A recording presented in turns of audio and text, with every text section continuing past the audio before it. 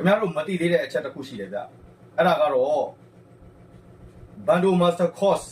သင်တန်းမှာကျွန်တော်ရဲ့ special creation လို့ပြောလို့ရတဲ့ Bando Combat Training တွေပါဝင်မှာဖြစ်တယ်မြမရိုးရာမြူးကြတဲ့တေးသွားတွေနဲ့စီးကျဲရင်ကြီးဂျင်းတွေမှာ run လို့ရအောင်သင်ပေးတဲ့ Bando Combat Training က Bando Master Course မှာပဲအထူးထည့်ပေးထားတာဖြစ်တယ်အဲ့တော့ခင်ဗျားတို့ကျွန်တော်တို့ကတိုင်းပညာနဲ့အသက်မွေးမယ်ဆိုရင်တခြားသော career လေးတွေလည်းတက်ကြွထားဖို့လိုတယ်အဲ့တော့ဂျင်းတွေမှာရိုးရိုးတိုင်းတင်ပေးတဲ့ဆရာနဲ့ယူကြွတဲ့ cardio workout တွေနဲ့ training တွေနဲ့ပေးတဲ့ဆရာနဲ့ဆိုရင် training cardio workout တွေနဲ့လူတွေကပို့ပြီးတော့စိတ်ဝင်စားမယ်ဆိုတာအားလုံးသိပြီးသားဖြစ်တယ်မြမရိုးရာယူကြွတဲ့ training ပုံစံတွေနဲ့ Bando Master Course မှာ Bando Combat Training ထည့်ပေးထားတယ်ဆိုတာကိုအထူးပြောချင်တာပါမနေ့ကညနေ8 နာရီမှာသင်တန်းစမှာမလို့